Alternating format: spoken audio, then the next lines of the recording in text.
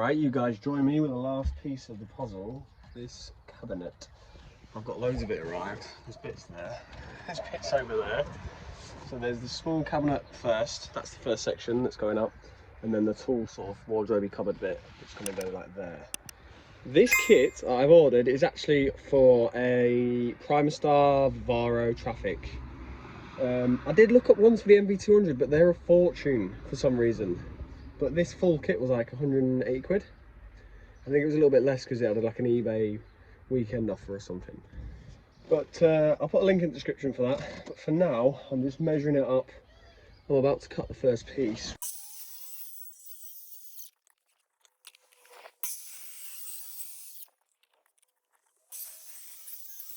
Okay, so I've got the main part in. I've got a few little tabs screwed in, holding it down. And I've decided to change where the fuse box's going.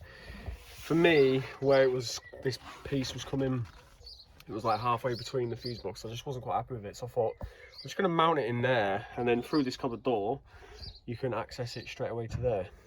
And there's plenty of space for the driver's seat to come forward and backwards. I mean, I sit quite far back and I have this seat leaned back a fair bit because I'm quite tall, but there's still, you know, another inch or two there. If you put the seat up, you could move it back, so there's going to be a little cubbyhole space there for something. But for now, I'm going to crack on, get that unpacked, and get this big tall cupboard in.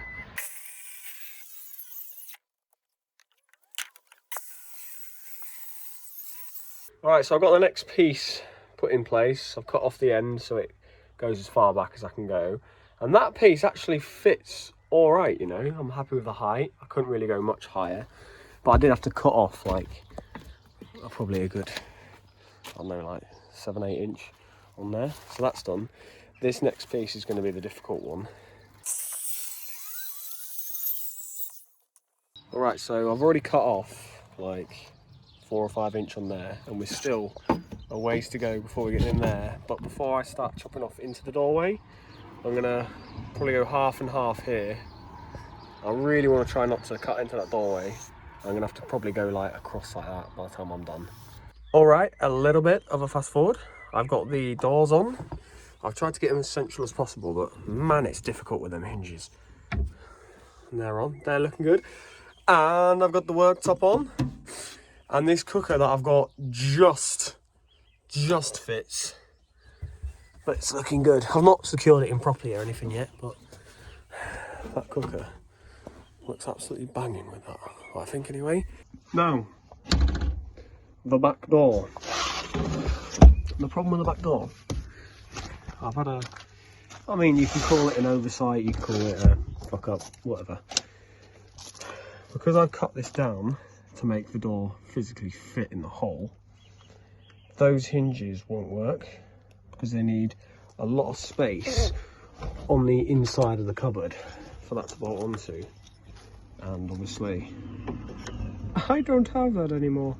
So I think what I'm going to do is just get some regular door hinges and mount them like that, because they'll still go on the back of there.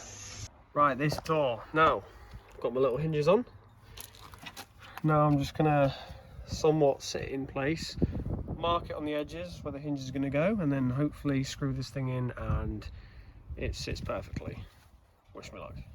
Alright, that door is finally on, and actually it's worked out pretty well. So I've saved myself there a bit, but without chopping that right down, I'd have never fit the door frame in. So I think that's probably the way to do it if anyone buys this kit. Just get 2 nice little hinges. I don't think they look too bad at all. And the gap around the outside is fairly even. I mean, I do think the gaps around these cupboard doors is actually quite big, but you know, they all look the same, so I'm not bothered. I think it looks alright. So yeah, cupboards are done finally. Right, I'm gonna get that cooker out. I'm going to give this all a nice lick of paint. You could vinyl it, but I'm just going to paint it. And then once the paint's dry, cooker back in. I'm going to plumb up all the sink, which I've got all my stuff to do next.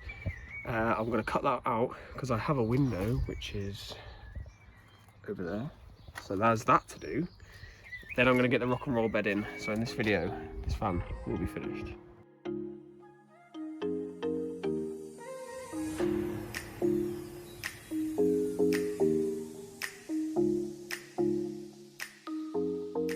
pretty happy with how this thing's turned out. I've just put a little bit of sealer around the bottom just to make a bit of a neater edge. I've put the hob and sinks in now, and that fits perfect on the little switch panel now. So yeah, this thing's pretty much done. I still need to plumb all of that lot in, but I'm going to do that at a later date. But right now, the reason I'm here, I'm going to get the rock and roll bed in. The van is finished. I know I kind of skipped the step about putting the seat in, but you just put the seat in and screw it to the floor, so there's not really much to see. Well, that's all done, and it folds out nicely. Got all my electrics finished off. And with these cabinets, I would say it was worthwhile buying these ones to cut them down, simply because of like how they've machined the doors out and whatnot.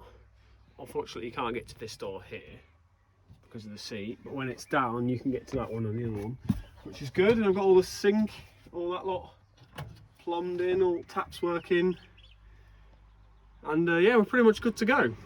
There's not really much else for me to finish off. It's been a good little build. I do like my NV200s, but unfortunately, it's up for sale now because I've got another project I want to crack on with, which you guys will see in a later video. So this is up for sale. If you want any details, just give me a DM on my Instagram. And yeah, onwards and upwards, guys. I will see you in the next video.